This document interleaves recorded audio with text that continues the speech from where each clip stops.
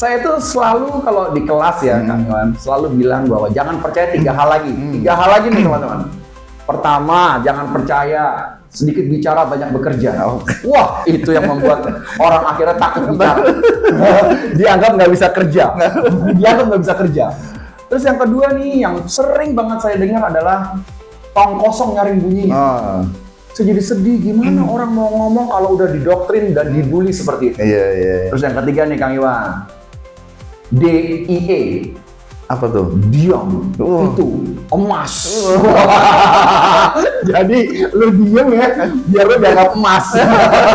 Jadi orang nih sebelum tampil nih Kang Iwan, langsung dia bilang gini, wah kalau gue jelek gimana? Iya. Kalau gue lupa gimana? Kalau ntar gue nggak asik gimana? Itu semuanya toksik yang langsung membuat orang itu gagal bicara. Iya. Padahal dia juga udah buat contekan nih. Iya, pintar. Masih aja. Misalnya kita mau ngomongnya banyak, terus teman kita akan bilangnya, udah lu kayak pinteran aja.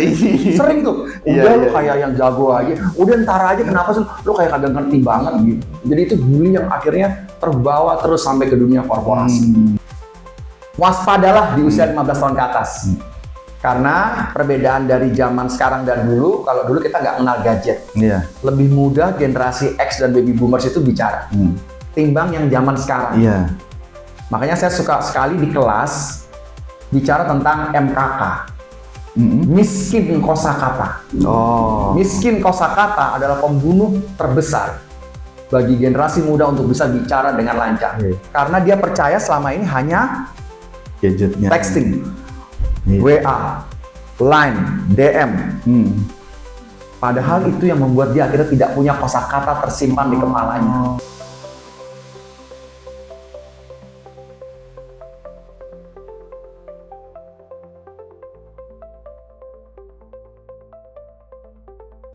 Assalamualaikum warahmatullahi wabarakatuh. Salam sejahtera untuk kita semua Sobat Jagongan. Ketemu lagi sama gue, Iwan. Biasa kita ngobrol santai di podcast Jagongan Yuk. Nah, kali ini narasumber kita ini jagoan ngomong. Pinter ngomong banget. Tapi dia dialihin.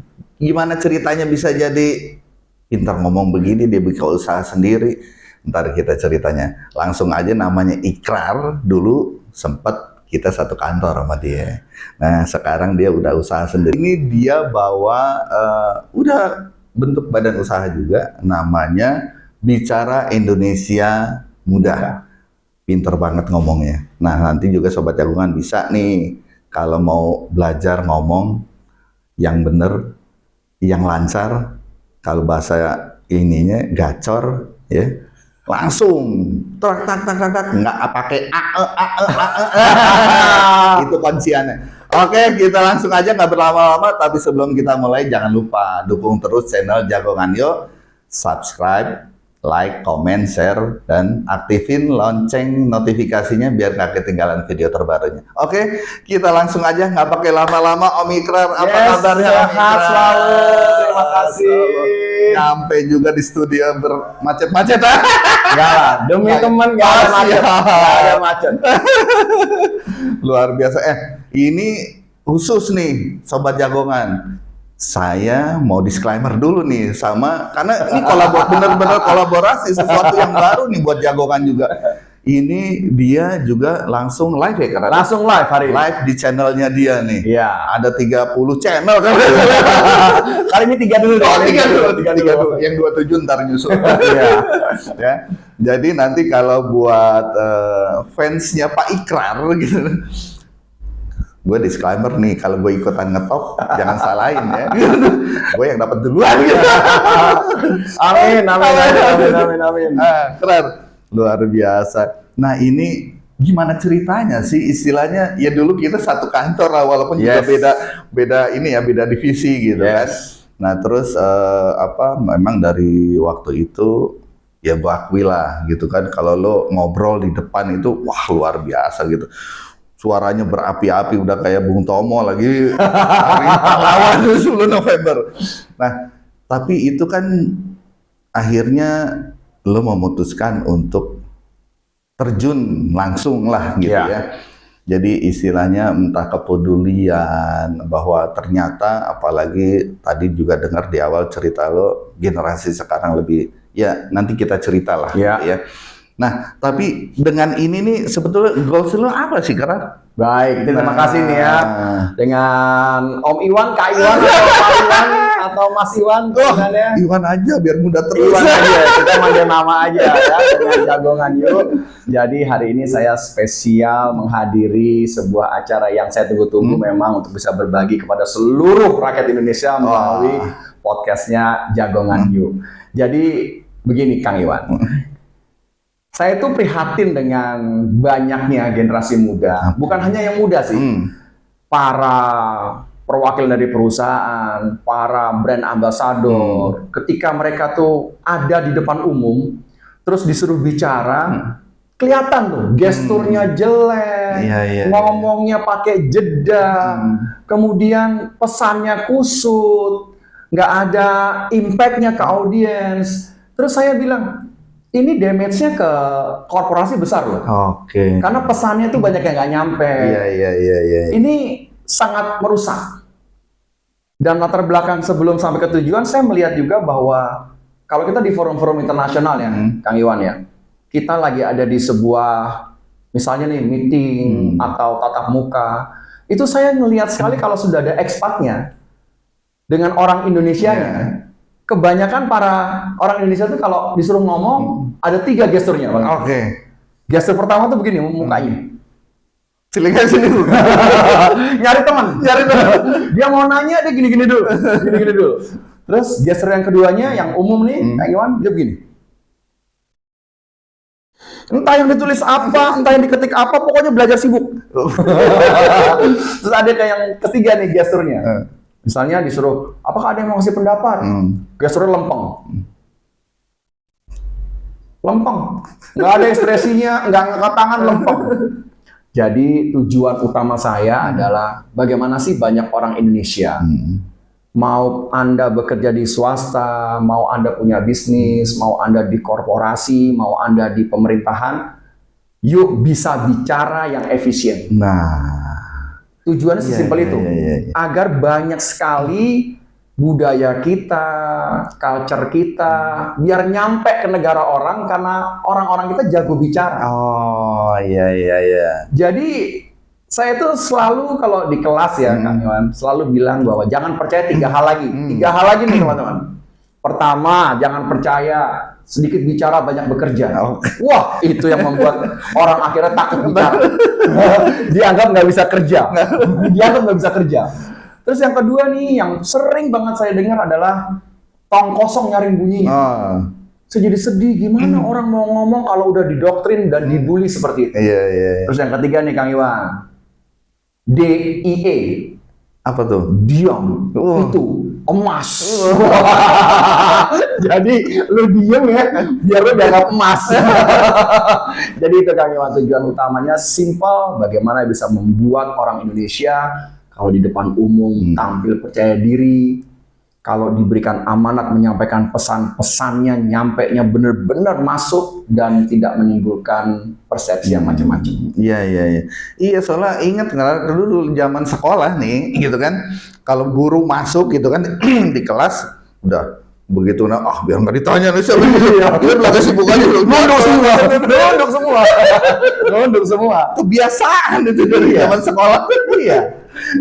Ntar kalau ngomongin kamu tuh yang ditunjuk belum bulinya. Sering kan kalau zaman soal gitu. Misalnya kita mau ngomongnya banyak. Terus teman kita akan bilangnya, udah lu kayak pinteran aja. Sering tuh, udah lu kayak yang jago aja. Udah ntar aja, kenapa sih lu kayak kagak ngerti banget gitu. Jadi itu bully yang akhirnya terbawa terus sampai ke dunia korporasi. Membudaya lah ya. Membudaya. Iya. Begitu dihadapkan pada saat di momen yang seharusnya kita bisa bicara masih diam langsung. Itu tadi diantaranya tengok gede kan. Kok gue sih? Iya, karena bullying itu sedemikian dahsyatnya kan, masuk sampai ke dalam darah. Iya. Termasuk salah satu yang sering saya amati adalah kalau kita menantang guru dalam hal positif, men-challenge guru atau dosen itu masih tabu. Iya, iya. Jadi itu membedakan antara banyak orang-orang yang sekolah di international school dengan yang sekolah di sekolah swasta atau negeri yang akhirnya ke bawah tuh. Oh. Lebih baik nurut, diam, nulis Iya. daripada dia harus menyampaikan idenya. Iya, dari perbedaan budaya aja udah jelas ya. Sangat. Mengakar banget tuh. Gitu. Sangat. Nah, terus berarti itu juga ada di materi pelajaran di ikrar tuh, kalau misalkan lagi di kelas atau apa gitu. Menarik nih. Jadi Kang Iwan, materi pelajaran di saya sudah ngajar lebih dari 10.000 peserta ya. Wah. Ratusan perusahaan selama 6 tahun terakhir ini. Mereka tahu persis di kelas saya nggak ada slide-nya. Oke. Nggak ada Kang Iwan. Jadi ekspektasi mereka ketika masuk di kelas saya akan diajarin dulu, diem dulu, nyatet, itu nggak ada. Atau nggak PowerPoint? Nggak ada PowerPoint. Nggak ada juga? Nggak ada. Oke. Jadi begitu orang masuk di kelas saya langsung bicara. Itu yang saya perhatikan Kang Iwan, dari mulai matanya, tangannya, kemudian powerfulnya, intonasinya, dan yang paling utama nggak boleh ada fillernya. Iya. Filler. Ini teman-teman nih ya yang menyaksikan saya hari ini bicara, kalau ketemu fillernya silahkan tulis di kolom komentar, mau GoPay berapa juta saya transfer langsung. Tuh, nih, langsung. Sobat Jagoan nih bisa ikutan nih. Jadi pengikutnya Om Ikrar nih. Ya, istilahnya dapat kalau dia nah kayak gini nih. Contoh nih. Kalau tapi dia bukan gue. Kalau dia ada ngomong ada jedanya, itu yang disebut filler ya, istilahnya filler. Nah, boleh nih. Nah, tuh dengar tuh. Nah, buru-buru aja ngaku deh. Buru-buru deh, langsung tulis di kolom komentar deh. Buru-buru deh. Jadi filler tuh bukan hanya Kang Iwan. Ada apa itu? Apa namanya? Mungkin, Iya. barangkali, kira-kira, nganu, itu filler semua. Iya. Kalau dalam bahasa Inggris itu kita mengenal disebut dengan, contohnya ya, ladies and gentlemen, you know tuh. Iya.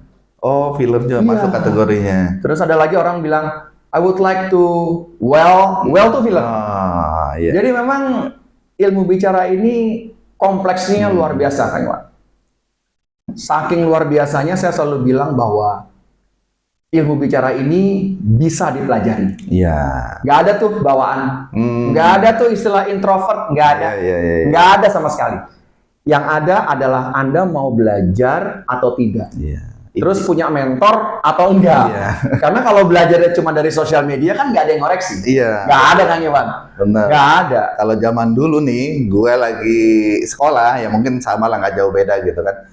Istilahnya dulu belum ada pelajaran pidato lah, Belum. Ya, tapi lebih istilahnya membaca puisi atau Benar. ya udah di depan cermin aja, ya sama mungkin. Benar. Siapa yang koreksi gitu kan? Benar. Kalau nggak ada mentor gitu. Benar. Makanya kalau di zaman sekarang sudah maju semua teman-teman, di Jagongan You ini saya ngajak juga, kalau Anda ingin bisa public speaking, jangan percaya dua hal. Jangan percaya nih dua hal nih. Dengerin. Ini mitos dari zaman dulu. Oh, oke. Orang suka bilang orang bisa public speaking karena dia rajin membaca. Tidak. Oke. Tidak, Kang Iwan. Kalau dia hanya membaca doang, namun dia tidak pernah melafalkannya. Dia tidak pernah diomongin. Iya. Nggak ada kosakata yang nancep di kepala, Kang Iwan. Nggak ada. Mitos yang kedua nih, dia kan penulis hebat, nulis buku berbuku-buku, pasti jago public speaking-nya. Tidak. Bukan jaminan. Bukan jaminan. Kecuali habis dia nulis, dia melafalkannya. Dia omongin. Dia ceritain deh tuh. Dia ceritain. Hanya dengan diceritain, teman-teman, semua kosakata itu akan nempel di otak belakang kita. Iya tuh. Ingat nih Sobat Jagongan, jadi sekarang bukan eranya lagi cuma diem itu emas. Ngomong itu Mas. Ngomong itu yang penting waktunya. Ada argonya, Bos. Ada argonya. Makanya kalau udah di kelas saya, itu benar-benar terjadi perubahan perilaku yang signifikan. Oke. Dari sebelum dan sesudah. Apalagi dia tampil misalnya di depan banyak orang yang dia belum kenal. Iya. Sampai ada loh yang asam lambungnya tuh naik. Yang langsung mukanya pucat. Karena kebanyakan dari mereka suka memberikan alarm hijau, sinyal hijau yang namanya toksik.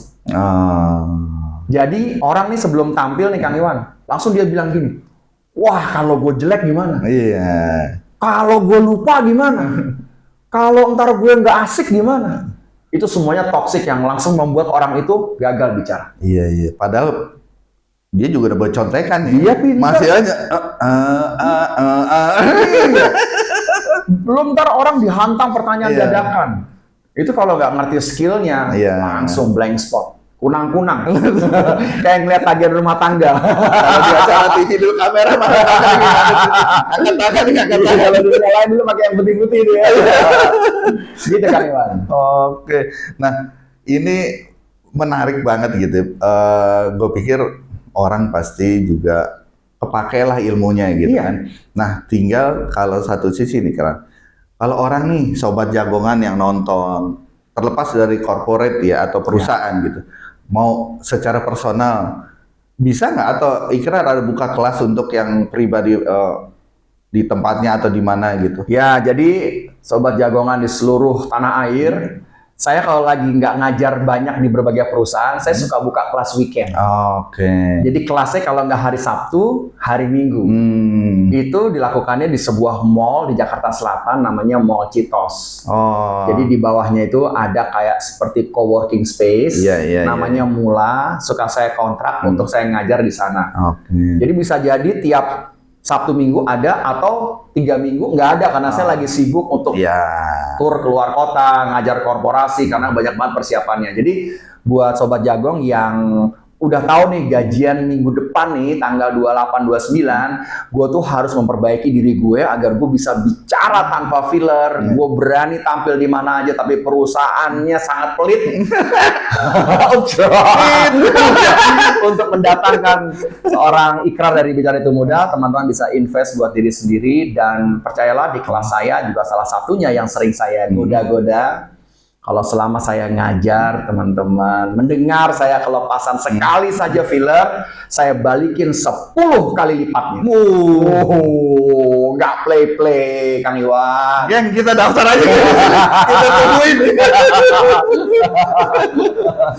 Gitu Kang Iwan, jadi bisa di kelas regular weekend. Oke, nah dari istilahnya dibutuhkan berapa lama sebetulnya? Menariknya untuk kelas ini orang paling nggak jadi lebih nyaman untuk bicara di depan umum, gitu kan?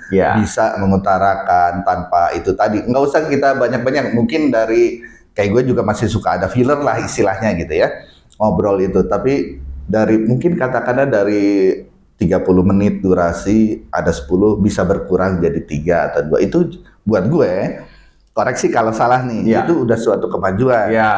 Progres lah itu istilahnya. Atau mungkin, untuk mencapai hal-hal yang istilahnya goals-nya dari kita ikut kelas nih sama Om Ikrar gitu kan, itu berapa lama?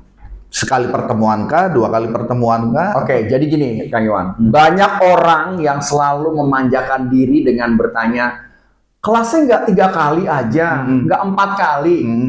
Terus saya bilang, metodologi pengajaran saya spesialis sekali. Kenapa spesialis sekali? Belajar itu sekali aja. Tapi habis itu prakteknya bisa dilakukan secara mandiri. Tuh bener nih, kunciannya adalah prakteknya. Jadi ngerti dulu ilmunya, baru dipraktekkan mandiri. Contoh paling gampang gini deh. Saya yakin seluruh teman-teman punya sosial media. Saya yakin. Pertanyaannya, pernah nggak kita setelah belajar nih ngerti mana yang boleh, mana yang nggak boleh, mana yang wajib, mana yang harus dihindari. Terus teman-teman, mumpung hari ini gue lagi ganteng, gue live streaming gue pengen putar tombol live streaming gue. Itu dulu keberanian. Nanti teman-teman hanya bisa ngomong 5 menit, nggak apa-apa. Besok diulang lagi, syukur-syukur 10 menit. Lama-lama begitu udah diulang, kan teman-teman bisa download itu videonya. Terus dicek, wah masih 20 fillernya. Waduh, tangan gue mati, mata gue masih kemana-mana. Besok diulang lagi, lama-lama hilang. Karena sudah ada pengetahuannya sebelum itu. Betul, udah jadi pegang kunciannya. Kunciannya itu mau nggak prakteknya gitu. Kecuali teman-teman orang kayak Saya lagi ya, hurang ya anak sultan. Bolehlah panggil bicara itu mudah setiap hari. Boleh sekali. Terima ya? Terima Pak. Berapa persen ya? Membela yang bayar. Gitu Kang Iwan. Iya. Tapi ya memang sangat menarik gitu. Istilahnya ya waktu kita masih satu kantor lah dulu juga kan. Kita dibiasakan untuk bicara di depan. Tapi ya ada juga kita lihat teman-teman yang menurut kita mungkin bukannya kita juga, gue apalagi gitu lebih ini, tapi paling melihatnya, oh iya ya, kelihatan lah di situ. Benar yang tadi Ikrar bilang, akan kelihatan begitu orang itu udah tampil di depan gitu kan. Begitu suruh maju ngomong, bahkan yang ada contekannya aja itu masih ini. Iya. Jadi salah satu yang sering saya berbagi di kelas ya, saya selalu bilang gini, kalau lu ngobrol sama orang lancar, bawa mindset ngobrol itu ke ruangan. Oh, iya. Jadi kalau dibawa mindset itu ke ruangan, teman-teman tahu dong ngobrol itu perlu apa, perlu nanya, kan begitu. Berarti kalau gua ngobrol aja nyaman, kalau di ruangan berarti gua harus nanyain ke orang. Ya nanya, langsung cair tuh. Jadi perspektif orang bisa bicara lancar di muka umum itu karena dia nggak ngerti apa basic rule-nya. Apa mindset yang harus ditanam. Iya. Bahwa penonton yang nonton kita itu bukan musuh kita. Mereka itu teman kita. Kalau teman ya berarti konsep ngobrolnya dirubah, dilakukan, gitu Om Iwan. Iya. Iyalah begitu. Kadang yang jadi kendala kan, waktu gue lah awal-awal juga gitu kan, awal-awal maju, jangan gue, yang lain aja, dia aja tuh, dia. Istilahnya pertama mungkin ya, karena kalau dari pengalaman istilahnya menumbuhkan istilahnya atau pede deh, biar pede itu gimana gitu, istilahnya terlepas dari materinya apa yang dibawakan, pasti dia harus kenal, tahu apa yang dibawain gitu. Tapi kalau hanya sekedar memberi sambutan kan nggak harus tahu materi. Benar. Gitu. Tinggal bicara mental gitu kan. Bagus. Nah, pertanyaannya soal PD. Om Iwan harus tahu bahwa banyak sekali warga kita yang selalu mendiskon diri dan menghina diri sendiri. Itu banyak. Contoh, wah, gua nggak ganteng. Waduh, gua kalau senyum jelek. Jadi dengan kita, saya suka selalu bikin ledekan tuh di kelas. Semua yang kalau di depan orang sulit tersenyum, selalu bilang senyumnya sangat-sangat nggak enak. Jangan sampai orang tua Anda mendengarnya. Karena ketika Anda kecil kan nggak ada bayi yang diginiin. Senyumnya hancur, garing kan nggak ada. Selalu dibilangnya senyumnya ganteng, senyumnya cantik. Itulah kebanyakan orang kita. Bahwa kalau Anda lihat di luar sana, banyak orang yang nggak punya tangan Om Iwan, banyak orang yang nggak punya kaki, tapi ngomongnya berapi-api. Terus kita yang diberikan kesempurnaan masih bilang nggak percaya diri. Apa dasarnya? Dasarnya karena kurang bersyukur dan nggak punya ilmunya. Benar. Iya, karena ya terlepas dari punya ilmu tadi. Akhirnya menariknya adalah belum tentu yang kalau tadi cerita penulis ya, penulis itu dia juga bisa membawakan ceritanya itu berani di depan, gitu kan. Kecuali memang dia. Nah, ini jadi sangat menarik. Nah, apapun berarti si sobat jagongan pun begitu dia tahu ya mungkin bahasa apanya diutarakan lah gitu kan. Sama aja gitu, ngomong aja gitu kan. Bener. Gitu. Kunci orang bisa bicara itu harus banyak ngomong. Makanya saya suka selalu bilang jangan percaya lagi tuh. Diam itu emas, sedikit bicara banyak bekerja, tong kosong nyaring, itu jangan lagi percaya. Karena itu toxic bully paling dahsyat dalam dunia orang Indonesia. Iya. Jadi nggak ada orang tuh bisa ngomong lancar karena dia melakukannya. Namun kalau nanti teman-teman diberikan kemampuan, yuk melakukannya dengan ilmu. Jadi Anda tahu mana yang boleh, nggak boleh, sikap tangan harus di mana, fillernya yang mana. Karena kalau sekedar bicara saja, semua orang bisa bicara. Gitu kan? Betul. Iya, pokoknya istilahnya mungkin koreksi kalau salah dikatakannya, istilahnya siapapun yang jadi pembicara lah. Kita bicaranya pembicara, karena di sini kan bicara itu mudah. Gitu. Ya kayak kita mungkin ngobrol ini kelihatannya enak aja gitu kan. Nggak tahu di dalamnya dak diduk ini gimana gitu kan. Satu sisi mungkin itu yang orang juga masih kebanyakan gitu ya, kita melihat nggak pede itu tadi. Karena itu buat gue, koreksi lagi kalau salah, yang paling berat kuncinya adalah melawan diri sendiri. Benar. Gitu. Untuk maju, aduh, depan ada bos lagi. Toxic lagi. Ntar gue dinilainya nggak bagus gitu. Iya. Nah itulah istilahnya gimana sih? Sebetulnya ada kiat khusus nggak sih kan buat kita bisa mengalahkan diri kita sendiri dulu deh gitu. Ya, jadi Berani tampil ngomong di depan. yes, untuk beberapa case yang parah memang penyembuhannya harus brutal. Oke. Brutal tuh ada yang beberapa orang memang harus sedikit dibicarakan agak tidak lembut. Dan yang paling utama adalah memang kan orang punya percaya diri itu runtuh dari berbagai faktor. Ada dari keluarga. Memang dari keluarganya Anda tidak pernah di-encourage. Selalu dibiasakan untuk nurut, mendengar. Kalau ngomong membantah artinya. Ada juga dari sekolah yang memang budayanya tidak seperti itu. Udahlah di keluarga begitu, di sekolah seperti itu. Makin parah. Jadi untuk sobat jagongan di seluruh tanah air, kalau nanti Anda sudah punya anak usia 15 tahun ke atas ya. Saya selalu bilang 15 tahun ke atas. Kalau orang tuanya sudah 40, 45 memang sudah ribet banget ngomong berantakan, jangan anaknya menjadi penerusnya. Jadi waspadalah di usia 15 tahun ke atas. Karena perbedaan dari zaman sekarang dan dulu, kalau dulu kita nggak kenal gadget. Lebih mudah generasi X dan baby boomers itu bicara. Ketimbang yang zaman sekarang. Makanya saya suka sekali di kelas bicara tentang MKK, miskin kosakata. Miskin kosakata adalah pembunuh terbesar bagi generasi muda untuk bisa bicara dengan lancar. Karena dia percaya selama ini hanya gadgetnya, texting, WA, Line, DM. Padahal itu yang membuat dia akhirnya tidak punya kosakata tersimpan di kepalanya. Iya ya, karena ya balik lagi mungkin sisi negatifnya dari kemajuan teknologi. Oke lah dengan saya, tapi ya ini memang sih nggak bisa kalau lihat sekarang di pojokan lah atau di mana ada gini aja asik mainin jempol gitu kan. Betul. Komunikasi. Kalau dulu nih, ini contoh aja gitu ya istilahnya. Dulu kalau kita kemana-mana di daerah yang belum pernah, kita akan turun nih, Pak, ngobrol. Kan, berarti. Kalau ini karena nggak ada gadgetnya. Rumah si A di mana? Oh, ini di sini. Kalau sekarang Google Map gitu. Bener. Itu bener. Dari interaksinya juga udah berkurang jauh. Bener. Apalagi di zaman sekarang nih Om Iwan, orang suka banget mengagungkan AI menjadi pengganti orang untuk bisa komunikasi. Iya. Bagi saya, memang ada benar dan ada salahnya juga. Benarnya adalah ketika Anda, misalnya nih mau tampil di sebuah acara conference, kemudian tampilnya terjadwal. Artinya Anda diminta untuk membuat rekaman, AI aja ngerjain. Itu pasti Anda bagus tangannya, nggak ada fillernya.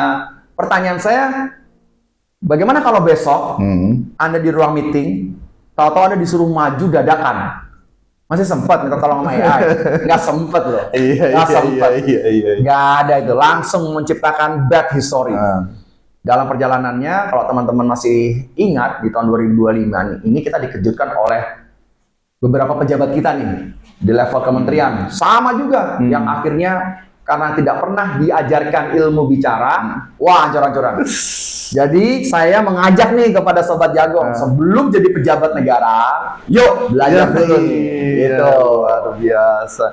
Wah iya, ya istilah balik lagi gitu ya. Ketika kita dihadapkan langsung gitu, ini yang akan jadi masalah. Kalau masih taping, recording, nanti tampilnya Bapak minggu depan, makanya udah itu mungkin bisa diantisipasi tuh. Cuma begitu, ternyata orangnya begini kan begitu. Iya, benar. Karena yang namanya orang bisa komunikasi itu Om Iwan adalah visual. Jadi visual itu secara ilmu, ini ada ilmunya semuanya. Bahwa kalau orang itu pandai secara visual, menyampaikan pesannya, dia bergerak body language-nya, itu keberhasilan sebuah pesan itu 55%. Ketimbang dia nge-text, dia WhatsApp, dia DM, dia Line, itu hanya 7%. Dan ini bukan ditemukan oleh saya, tidak, saya hanya mengcopy saja ilmu yang sudah ditemukan oleh Profesor Dr. Albert Mahreben dari UCLA.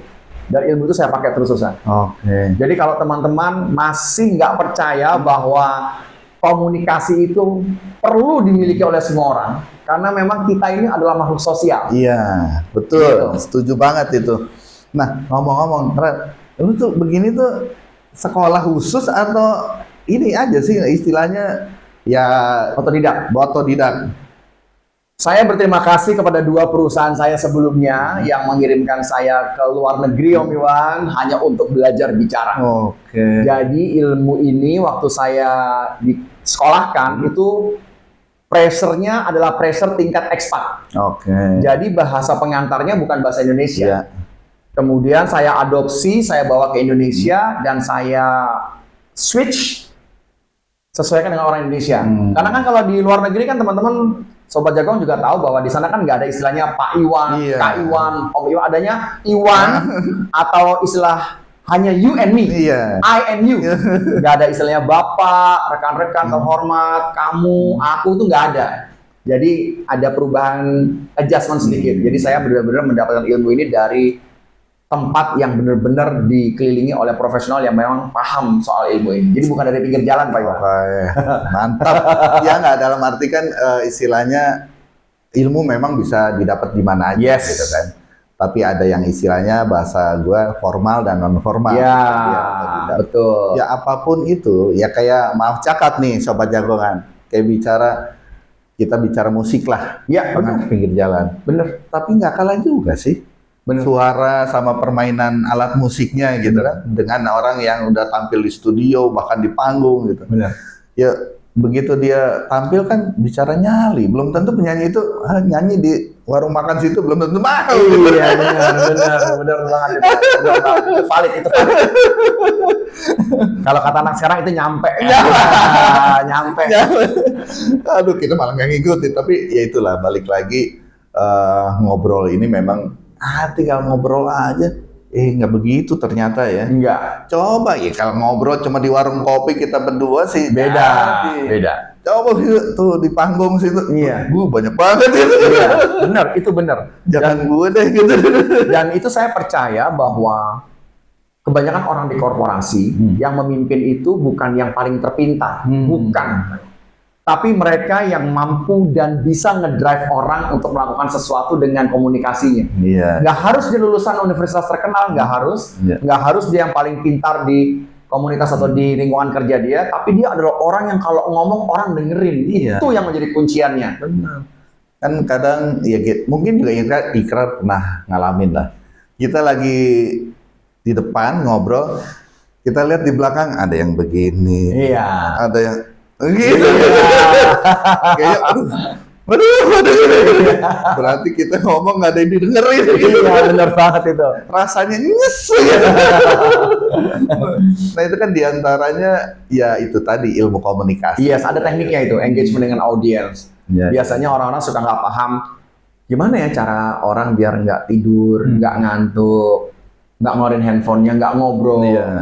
Itu salah satu yang sering saya temuin ketika orang-orang ini tidak punya ilmu komunikasi, maka biasanya dia asik, Om Iwan, ngomong sendiri. Dia asik. Iya, iya. Dia ngomong terus, dia like slide, dia ngomong terus, dia lihat slide, dia ngomong, dia nggak berani untuk nanya para teman-teman, apakah teman-teman mengerti yang saya katakan? Coba ulangi, nggak berani. Padahal dengan teknik 2 itu aja, berani nanya dan coba ulangi, itu mengembalikan orang yang tadinya tidak konsentrasi, kembali ke jalur yang benar. Waduh. Wah, gue nggak bisa main-main. Gue ditanya nih, kalau nggak bisa jam gue malu nih, harga diri kan begitu. Benar. Ya itu kadang ya tanpa entah sengaja. Mudah-mudahan sih semuanya nggak sengaja lah. Ya. Bukan berarti merendahkan juga si pembicara di depan. Tapi Ya. balik lagi introspeksi buat si pembicara di depan. Gimana dia bisa membawa suasana ini orang terus perhatiin. Iya, gitu kan? betul. Gitu. Itu yang mahal. men. Mau ditegur bos kita gitu. Benar, itu benar.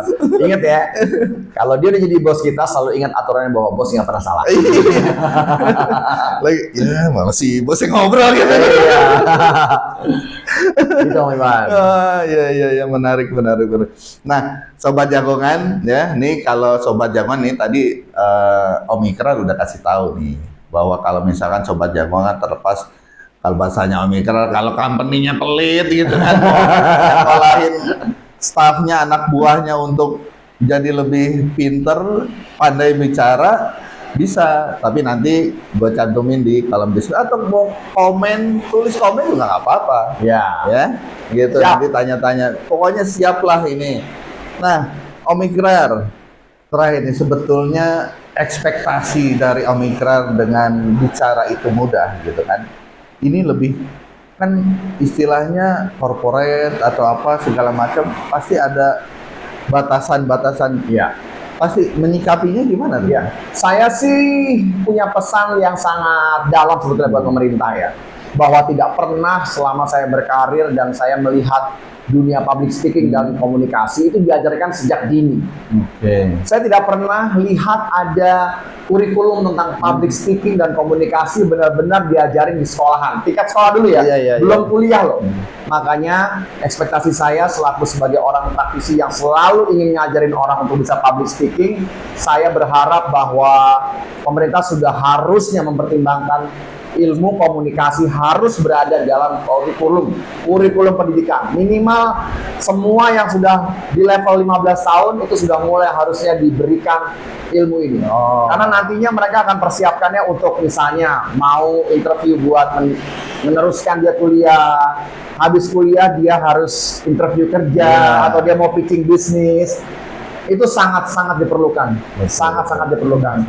Makanya salah satu ekspektasi yang tinggi dari saya adalah kalau ujian usahakan jangan lagi ada pilihan ganda. Semuanya esai. Karena esai itu melatih kosakata si anak. Iya. Gitu Om Iwan. Luar biasa. Aplaus buat Omikron. Nah, Sobat Jagongan, kita udah bicara banyak sama Omikron ya. Mudah-mudahan ini bermanfaat. Ada hikmahnya buat kita semua ya. Ada yang bisa diambil dari nggak ada ruginya. Bukan kita mau jadi istilahnya dulu ada istilah nih Sobat Jagongan jualan kecap, nggak juga. Tapi lebih bahasa kerennya buat gue sih kita menghaluskan bagaimana cara berkomunikasi dengan lawan bicara kita. Oke, gitu aja Omikron. Terima kasih banyak waktunya. Luar biasa. Nah, Sobat Jagongan ya. Sekian dulu obrolan gua sama Omikron kali ini bicara itu mudah. Nanti untuk informasinya bisa lihat di kolom deskripsi. Nggak lama-lama tetap dukung channel YouTube-nya Jagongan Yuk ya. Klik tombol subscribe, like, comment, share, dan aktifin tombol lonceng notifikasinya biar nggak ketinggalan. Oke, terima kasih Sobat Jagongan. Salam sehat dan sukses selalu untuk semuanya. Wassalamualaikum warahmatullahi wabarakatuh. Waalaikumsalam.